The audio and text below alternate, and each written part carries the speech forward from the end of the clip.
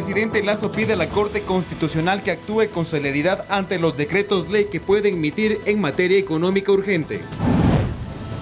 Ministerio del Interior no acatará varios casos donde jueces han reintegrado a varios uniformados a la policía, a pesar de estar vinculados a varios delitos. Policía brindará custodia a los 8 binomios presidenciales. Para los candidatos a la Asamblea, primero se realizará un análisis de riesgo. En lo internacional, al menos 12 muertos y medio centenar de heridos tras el ataque ruso a un conocido restaurante ucraniano. En los deportes, Guillermo Madruga, de 22 años, metió un golazo de chilena a 20 metros del arco para derrotar 1-0 al Gremio en la Serie B del fútbol carioca.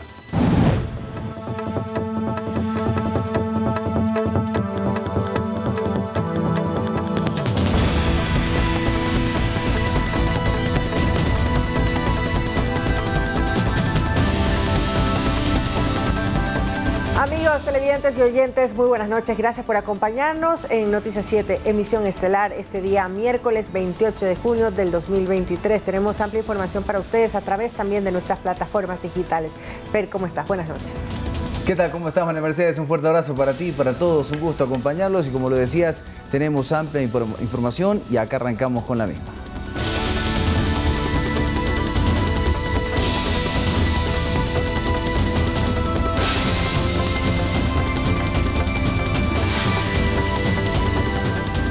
El presidente Guillermo Lasso le remitió una carta de 4 páginas a los 9 jueces de la Corte Constitucional sobre su postura respecto a los análisis que la Corte Constitucional está haciendo a los decretos ley en materia económica urgente que está presentando tras la disolución de la Asamblea. El jefe de Estado les pidió que actúen con celeridad y oportunidad ante los documentos ejecutivos que puede emitir hasta el fin de su mandato. Caso contrario, los magistrados se estarían convirtiendo en un actor político económico de hecho, facultad que constitucionalmente no les compete, agregó el primer mandatario. También señaló que la Corte no puede decidir cuando un decreto de ley reúne o no las condiciones de económico urgente y que su accionar está generando inseguridad jurídica. La Corte se demoró un mes en pronunciarse sobre los primeros 2 decretos de ley emitidos por el primer mandatario, uno de ellos el de zonas francas, que no fue aceptado.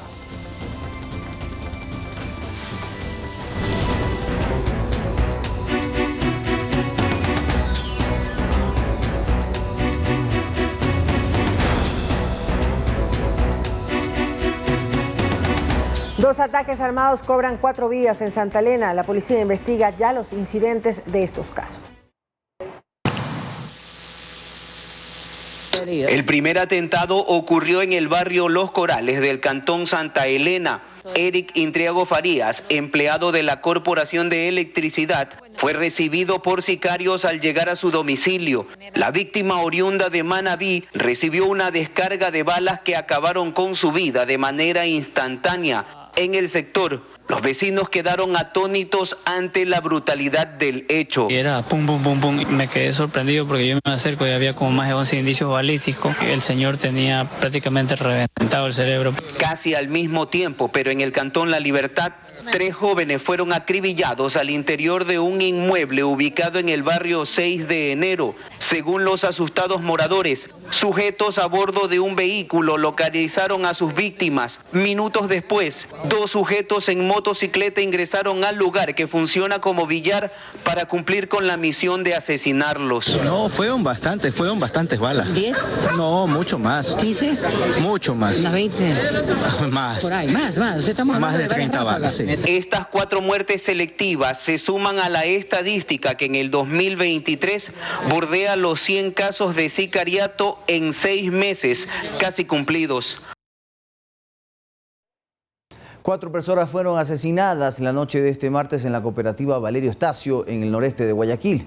Tras un operativo de investigación y localización de los responsables, la policía confirmó la captura de un sujeto, quien contaba con chalecos antibalas, revólver, municiones y pertenecería al grupo delincuencial organizado Los Tiguerones.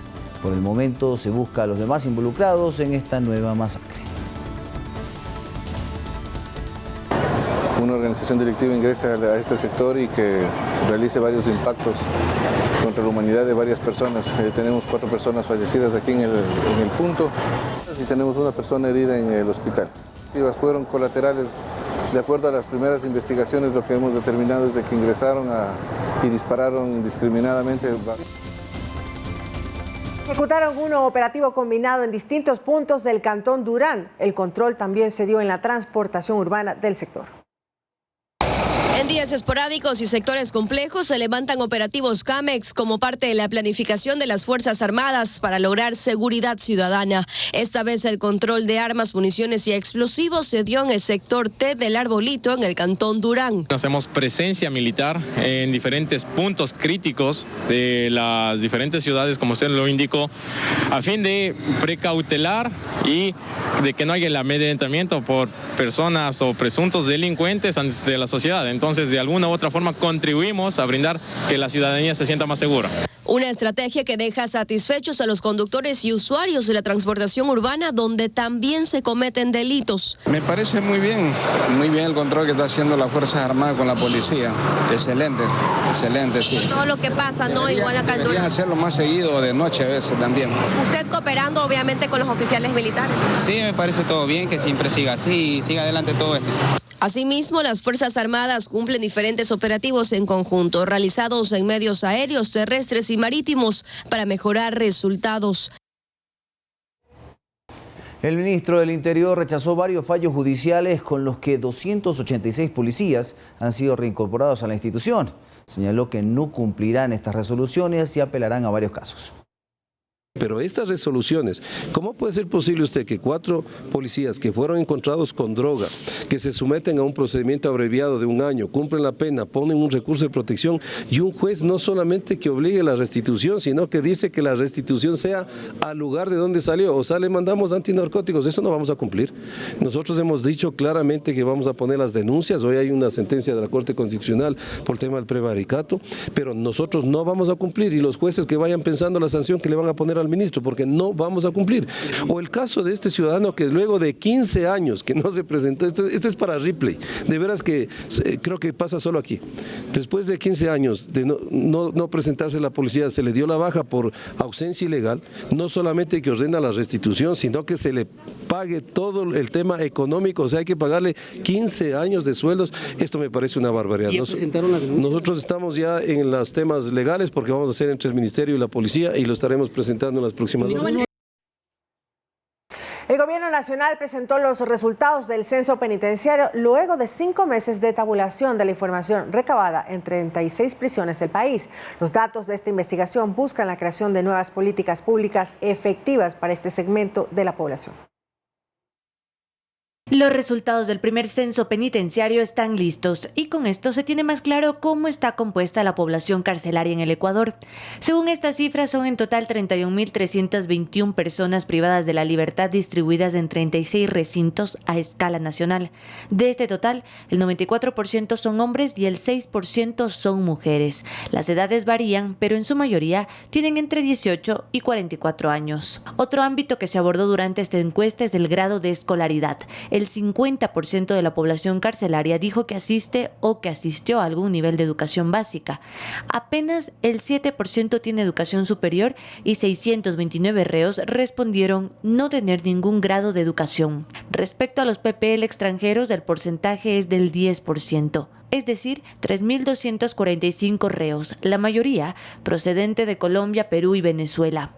Los 3 delitos por los que más personas están en prisión son tráfico de sustancias, robo y homicidio. Sobre el bienestar de los PPL, la encuesta revela que el 39% se siente inseguro en su centro de detención y el 42% de los hombres detenidos comparte su celda con más de 5 personas. El Gobierno Nacional ha planteado que estos datos recabados entre agosto y diciembre de 2022 permitirá al Estado diseñar una política pública eficaz para este sector. Carolina Basante, Noticias 7.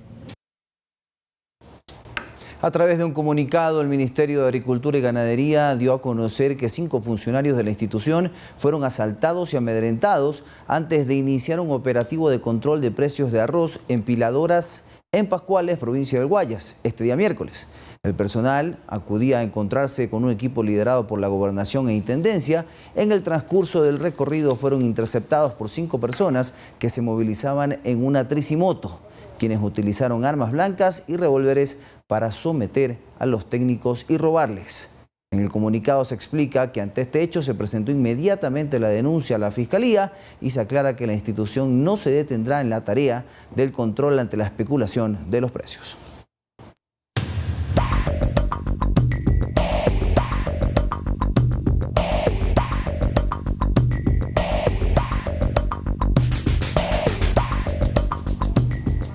El Consejo Nacional Electoral y el Ministerio del Interior darán custodia policial a los 8 binomios presidenciales para así garantizar su seguridad. Para los candidatos al legislativo, primero se realizará un análisis de riesgo. Serán $2.059.000 los montos que el Consejo Nacional Electoral entregará a la policía para que se garantice la seguridad en el proceso electoral. Los primeros en ser custodiados desde el próximo lunes serán los 8 binomios, es decir, los candidatos a presidente y vicepresidente.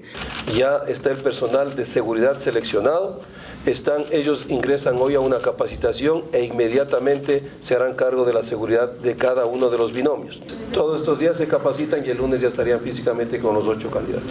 Para los candidatos al legislativo, la custodia policial se hará previo a un análisis de riesgo. Porque no podemos poner policía para todos los candidatos, sino poner la seguridad en los casos que efectivamente un análisis de riesgo así lo determine. Sin embargo, estamos sumamente abiertos si lo hacen a través del CNE o lo hacen directamente a través del Ministerio del Interior. Que no se tolerará que se usen los comicios para generar violencia, se dijo, a propósito de un presunto artefacto explosivo que detonó durante un mitin del Partido Correísta en Huaquillas, en la provincia del Oro. No tenemos indicios que nos muestren que sea un artefacto explosivo. Nosotros pensamos que fue una camareta, es decir, estos juegos pirotécnicos que se producen. No tenemos heridos ni lesionados e inmediatamente después del evento estuvo con presencia policial. Serán 59.000 policías que brindarán seguridad en el proceso electoral, más aún en las provincias consideradas como conflictivas, donde se aplicarán varios operativos especiales. Estos operativos especiales van desde la seguridad perimetral, equipos de reacción y también equipos antimotines, donde la inteligencia nos diga que puede haber alteraciones del orden público. Todo esto se hace en una coordinación cercana con Fuerzas Armadas e inclusive estamos trabajando para que las unidades de investigación e inteligencia puedan identificar cualquier infracción a la ley y en caso de que exista cualquier tipo de infracción al proceso electoral será sometido a órdenes de la justicia. Edison Saavedra, Noticias 7. En Noticias 7, la candidata a la vicepresidencia del binomio de la Alianza Un País Sin Miedo, Diana Jacome, dio a conocer su plan de trabajo de llegar a ganar. En la siguiente nota le contamos mucho más al respecto. Diana Jacome Silva es candidata a la vicepresidencia junto a Jan Topic por la alianza Un País Sin Miedo. Nació en Santo Domingo de los Áchilas, tiene 39 años y es abogada de profesión por la Universidad Técnica Particular de Loja. Está culminando su tercer posgrado en Derecho Penal por la Universidad Andina Simón Bolívar. Ha sido además presentadora de noticias. Diana Jacome es una mujer con vocación de servicio, una mujer que hoy quiere poner a disponibilidad, por supuesto, y al servicio de todos los ecuatorianos, todo lo que ha aprendido durante todos estos años. Creo que es importante ser empático con la realidad que hoy vive el Ecuador, una realidad que debemos enfrentar y con mano fuerte, con determinación. Ya en su experiencia, ha trabajado varios años en el sector público, en el SRI, en el municipio de Quito, en el Consejo de Participación Ciudadana, en el Consejo de la Judicatura, entre otros. En el ámbito periodístico, ha trabajado en Gama TV, Ecuador TV, Televicentro y TC Televisión. Asegura que su rol de ganar la vicepresidencia será enfocado en el tema social. Que sí, lo hemos conversado y soy muy empática con los problemas sociales que enfrenta el país, sobre todo la deuda que tiene el Estado con nuestros niños, con nuestras mujeres. Miren ustedes, es importante recalcar algo. En el tema de educación, que sería, y el tema del MIES, todo lo que maneja el MIES, el tema social, sería parte de las atribuciones que estaría a cargo pues la vicepresidencia. ¿Cómo actuará desde la vicepresidencia en el tema seguridad?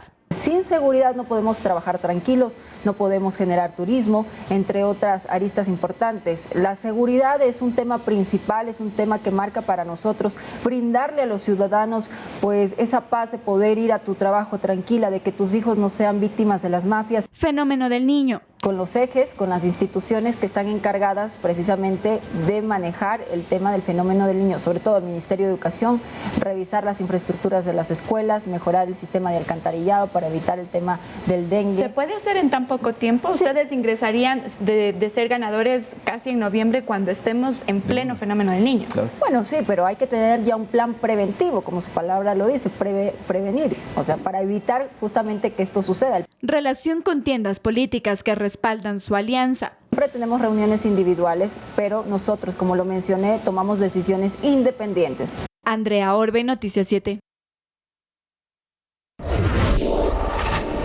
En la Universidad Central se abordó el informe sobre el supuesto plagio en la tesis de grado de la fiscal general del Estado, Diana Salazar, tema que ha generado diversas opiniones, pues mientras unos defienden la ética de la funcionaria judicial, otros llaman a una veeduría extranjera para revisar la tesis.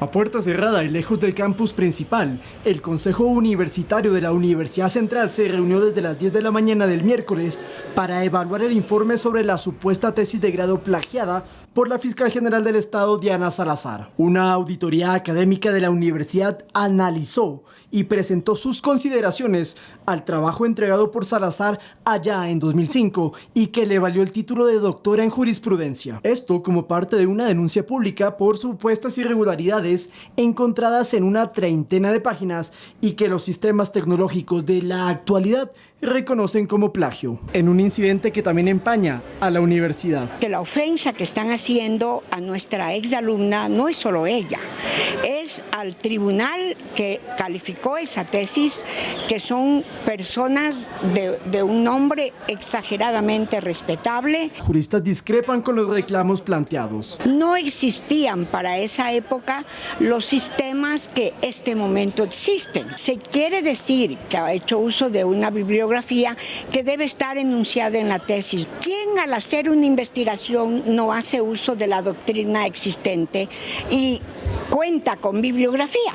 El colectivo Acción Jurídica Popular no confía en el informe de la Universidad Central, según lo expresó en un video publicado en sus redes sociales. Las dudas de plagio en la tesis de grado de la fiscal Diana Salazar se despejarán en un análisis imparcial a cargo de una veeduría internacional independiente. 3 docentes universitarios españoles se encargarán de revisar el libro de grado de la fiscal. El análisis tomará 8 semanas a partir del mes de julio.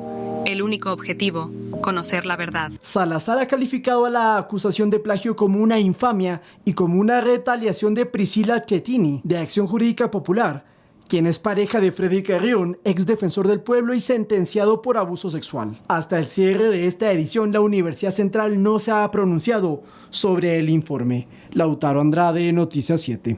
El paso del fenómeno del Niño por Ecuador podría dejar una afectación de $4.000 millones, según estimaciones preliminares. Desde el gobierno ya se puso en marcha el plan para afrontarlo. Inicialmente tendrá un presupuesto de $400 millones. El plan para enfrentar el fenómeno del Niño ya está en marcha. Se estima que tendrá una inversión inicial de $266 millones.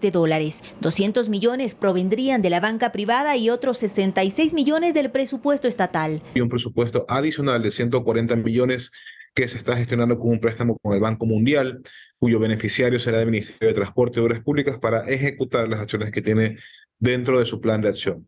El plan tiene acciones específicas hacia el sector salud, agricultura, social, educación y también un enfoque de género para la reducción de la violencia. Y lo conforman 5 fases. El plan inicia con el monitoreo de la amenaza y luego pasa a una fase de prevención en la cual todas las instituciones públicas realizan acciones que tienden a reducir los riesgos. Luego de esto pasa a la etapa de preparación para la respuesta y la siguiente, que es la de recuperación en caso de que lo amerite. Según el análisis de las autoridades, hay 2 escenarios del paso del fenómeno del Niño en el país: que sea moderado y genere precipitaciones sobre lo normal en la época lluviosa, y el segundo, denominado como moderado a fuerte, donde se estima que las lluvias sean superiores a las registradas en meses anteriores. Según las estimaciones, se habla de $4.000 millones en pérdidas económicas, contemplando infraestructura tanto pública como privada.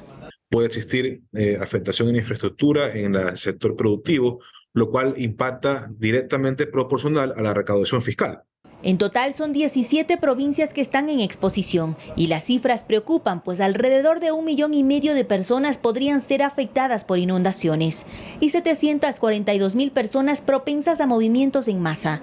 Además, se prevé que al menos 32.000 personas se verían en la situación de evacuar. Los cantones con alta exposición están distribuidos en diferentes provincias como Esmeraldas, Guayas, El Oro, que son las que se verían mayor afectadas, y también Los Ríos, sin duda, y Manabí. Con el fin de mitigar estas cifras, hay 11 mesas de trabajo multisectorial. Olga Velasco, Noticias 7. Las condiciones climáticas como el potencial fenómeno del Niño también preocupa a las autoridades electorales, quienes han dicho que harán una evaluación para que en el caso de presentarse daños en varios recintos, estos puedan ser reemplazados por otros predios. La presidenta del Consejo Nacional Electoral aseguró que si esto pasa, se comunicará a los votantes para que no tengan problema alguno al momento de sufragar. De las 4.380 recintos habilitados para estas elecciones, se han identificado 62 recintos intervenidos por el Ministerio de Educación por razones que no son por el tema climático, sino por la repotenciación de los mismos. Además de eso, se ha identificado que tenemos un recinto en el Guayas, un recinto en Los Ríos y 2 recintos en Bolívar que en el transcurso de la semana serán inspeccionados y trabajados para que este problema sea solventado. Posiblemente nos toque arrendar locales, coliseos por los recintos electorales, que muchos de ellos están dañados. Otros, el Ministerio de Educación ha procedido a hacer una repotenciación, a reparar. Por primera vez, Ecuador aprobó una norma que regula la compensación de la contaminación por gases de efecto invernadero. Esta iniciativa busca contribuir con el medio ambiente y así promover la producción de varios sectores. Las actividades industriales generan dióxido de carbono y al estar conscientes de esto, sus directivos tratan de reducir la emisión de gases, pero no siempre se puede llegar a cero. Por ello, el Ministerio del Ambiente emitió una normativa para regular los proyectos con las que las empresas pueden compensar al medio ambiente lo que han contaminado. Entonces ellos dicen, lo que no puedo reducir, entonces voy a compensar con un proyecto que sea capaz de remover o absorber las emisiones que yo ya no pude reducir, con la finalidad de llegar a ser carbono neutral. Con esto, varias personas o grupos que realicen actividades de cuidado del medio ambiente podrán obtener recursos económicos a cambio de reducir los gases emitidos por otra industria. Esta nueva normativa regula las reglas de estos proyectos, que según Karina Barrera, subsecretaria de Cambio Climático del Ministerio del Ambiente, tiene varios beneficios. Por un lado, se crean nuevos empleos. La posibilidad de capacitar a los pueblos, nacionalidades, a las comunidades locales en estas iniciativas de conservación. Incluso la iniciativa también implica beneficios tributarios. Quien financia estas iniciativas de mitigación, el diseño de este proyecto, puede deducir el impuesto a la renta. Y también hay otro incentivo, en cambio, para las empresas, para las pymes, que empiecen a medir su huella de carbono, que quieran auditar esa huella de carbono, esta inversión que se haga en esto, quien apoya a este tipo de empresas puede deducir el impuesto a la renta. Cualquier persona natural o jurídica, pública o privada podrá presentar proyectos al Ministerio del Ambiente junto a un análisis de riesgo. Tiene que demostrar que existe una legalidad en la tenencia o el uso o el usufructo de la tierra. Su idea de proyecto tiene que presentarla y también una salvaguarda, se llama, ambientales y sociales. Es como un análisis de riesgos de la iniciativa, ¿no? Algunos proyectos en agricultura y manejo de desechos ya participan en esta iniciativa. Con esto se busca que Ecuador sea un referente internacional, no solo en el cuidado del medio ambiente, sino también para mejorar el desarrollo social y productivo de las comunidades. Edison Saavedra, Noticias 7. ¿Sabía que en Quito se supera el consumo sugerido por la Organización Mundial de la Salud de 100 litros por día por persona? Hablando del agua, bueno, y en verano puede alcanzar incluso los 250 litros diarios por habitante.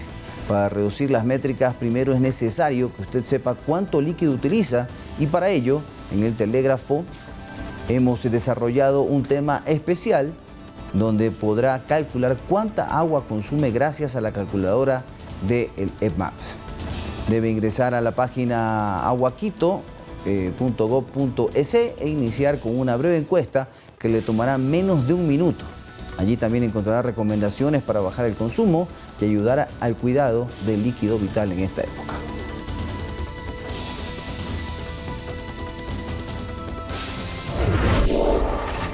El Ministerio de Agricultura y Ganadería oficializó el precio mínimo de sustentación del maíz duro en el país. Los productores recibirán $16.33 por el quintal de maíz amarillo duro hasta diciembre de este año. Este grano es la materia prima principal para la elaboración de alimento balanceado en la industria dedicada a la producción de proteína animal, carne de pollo, carne de cerdo y huevos. Con el acuerdo, el Estado regulará, controlará e intervendrá cuando sea necesario en las transacciones económicas. Además, podrá sancionar la especulación que afecte al mercado nacional.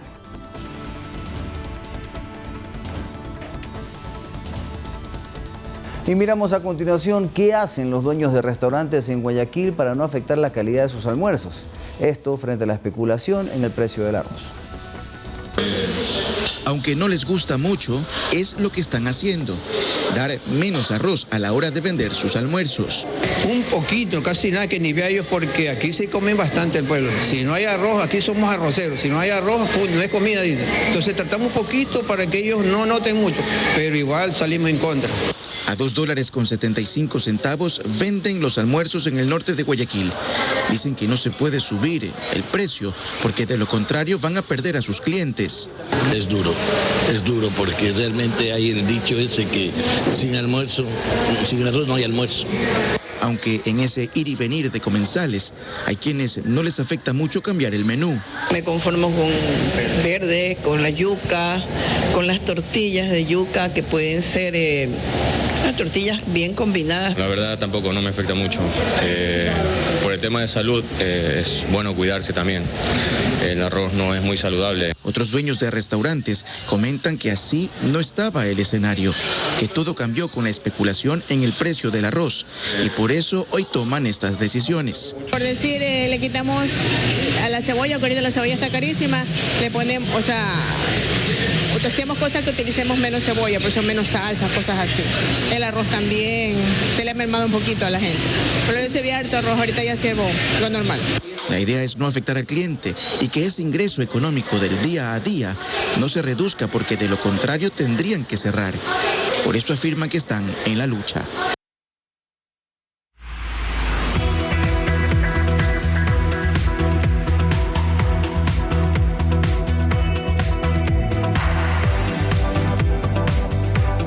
Los avances en cuestión de garantía de derechos para la comunidad LGBTIQ+ ha variado en cada país y región. En países como Canadá y Malta son considerados como los más amigables. Pero ¿qué factores influyen para crear estos entornos?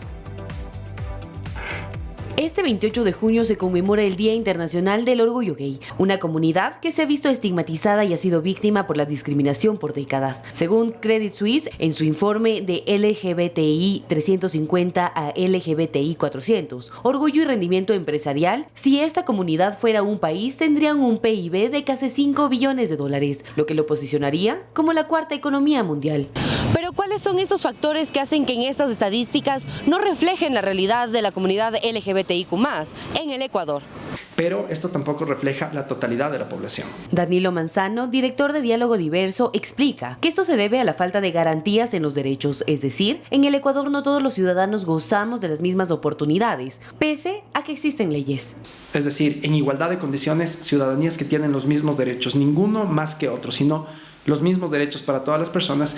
Existen todavía también en estos países denominados de primer mundo diferentes brechas donde efectivamente las personas LGBTIQ+ no pueden gozar de este tipo de beneficios como el acceso a la educación, la seguridad social, la vivienda propia, entre otras cosas, ¿no? Desde el Ministerio de la Mujer y Derechos Humanos, el subsecretario de Diversidades, Alexander Guanu, explica que este año, desde su cartera de Estado, se ha realizado un plan de acción de diversidades en conjunto con la comunidad. En ese sentido, nosotros, dado este nudo crítico que tenemos como población, creamos un plan de acción de diversidades en cooperación técnica con la OIM y también con la participación de 28 instituciones del Estado que se comprometieron a ejecutar 148 acciones en 4 ejes de acción respecto a la materialización de derechos de población LGTBI+. Y también se ha buscado actualizar los datos para conocer el número de personas LGBTI a través del Censo Nacional y el Censo Penitenciario. De esta forma, se identificaría la realidad actual en cifras. Y, por supuesto, le vamos aterrizando, dependiendo del público objetivo, cómo realizar este abordaje y atención específica que necesita la población LGTBI+ para acceder a bienes y servicios. El Estado tiene la obligación de garantizar justamente, sin discriminación alguna, acceso a bienes y servicios a toda población sin ningún tipo de discriminación. Para ambos existen aún ausencias y falta mucho camino por recorrer. Sin embargo, hay un avance. El Ecuador se convierte en un país muy eficiente en construir políticas públicas, pero lastimosamente se construyen políticas públicas que no vienen acompañadas de los recursos económicos necesarios para que éstas puedan tener una efectividad de implementación en los territorios. Manuela Bedón, Noticias 7. Según un estudio realizado por la Cooperación Técnica Alemana, 45 de cada 100 personas de la comunidad LGBTIQ+ han sido víctimas de violencia de género, al igual que 1 de cada 3 mujeres en el espacio universitario. Pese a que en el Ecuador la homosexualidad dejó de ser un delito el 25 de noviembre de 1997, los índices de violencia y discriminación para la comunidad es bastante elevado. Así lo demuestra el programa Prevenir la Violencia contra las Mujeres Previmujer, que realizó un estudio sobre la comunidad LGBTIQ+ en el ámbito universitario. Entre los resultados más relevantes de esta encuesta está que 4 de cada 10 estudiantes LGBTIQ+ vivieron algún tipo de violencia por parte de su par, profesor, personal administrativo o asociado a la universidad al menos 15 veces al año. 2 de cada 10 estudiantes han sido acosados con comentarios ofensivos sobre su cuerpo, apariencia o sexualidad. También recibieron mensajes, tweets, llamadas o correos sexuales no deseados. 3 de cada 10 estudiantes pertenecientes a la comunidad fueron violentados físicamente, con golpes, jalones de cabello u otros ataques físicos, por parte de algún integrante de la comunidad universitaria. Yubica Fuentes, directora ejecutiva de la Fundación Ciudadanas del Mundo, explica que la violencia recibida dentro de los espacios universitarios, tanto a miembros de la comunidad como a mujeres, es bastante alarmante. Cada 3 mujeres sufre violencia en la educación superior al menos 10 veces al año y 45 de cada 100 personas que se identifican como parte de la comunidad LGBTI. Eso te da cuenta de que al menos 1/3 de la población, y en el caso de las personas de la comunidad, la mitad de la población, está constantemente expuesta a sufrir violencia. Por su parte, Nicola Abad, coordinadora del colectivo, explica que fuera de la universidad y en la sociedad continúan perpetuándose prejuicios y estereotipos, y explica cómo la violencia puede ser ejercida desde una burla hasta un encierro involuntario o la muerte. No se habla del bullying que se hace en las escuelas, a pesar de que son de distintas generaciones, de que existan todavía clínicas de deshomosexualización en el Ecuador, que están obviamente con otros nombres, como ¿qué pasa con ese cambio generacional? Que todavía nos debe bastante. Y agregó que otros de los hallazgos más preocupantes es la inexistencia de protocolos para prevenir, identificar y sancionar la violencia dirigida hacia miembros de la comunidad. No hay normativa, atención o por lo menos canales de difusión de esa atención dentro de las universidades que sean específicamente para la comunidad LGBT. Este estudio incluye al final un protocolo elaborado que puede ser incluido por cualquier institución de educación superior para que tenga una hoja de ruta en casos de violencia de género. Manuela Bedón, Noticias 7. El Ministerio de Salud aseguró que no se ha suspendido el servicio de diálisis en prestadores externos, pese a las deudas acumuladas de años atrás. Según la cartera de Estado, los pagos ya han empezado a efectuarse. Ya termina el mes de junio y no hay pagos todavía, ni de IES ni del Ministerio de Salud Pública. Este era el reclamo hecho a principios de esta semana por la Asociación de Centros de Diálisis del Ecuador y pacientes con insuficiencia renal, que aseguran no les pueden atender por la deuda del Ministerio de Salud y del IES con las dializadoras. En varias ciudades del país hicieron plantones para que escucharan su pedido, el pago inmediato como una solución y así evitar que en julio se suspenda el servicio.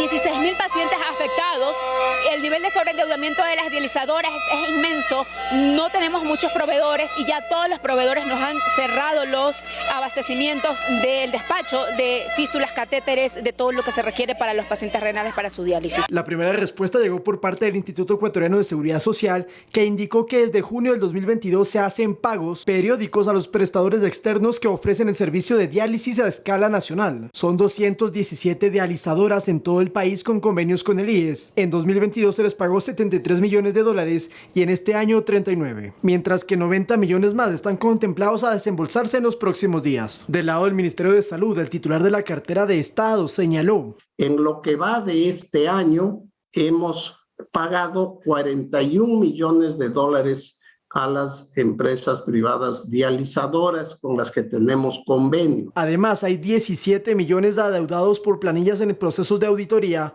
mientras se esperan las transferencias del Ministerio de Economía. Por un valor de $57.6 millones.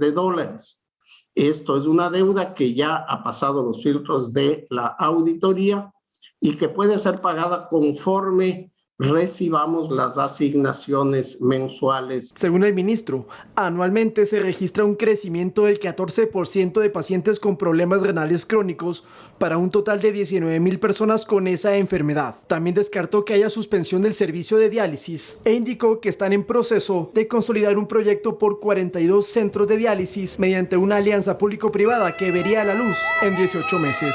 Lautaro Andrade, Noticias 7.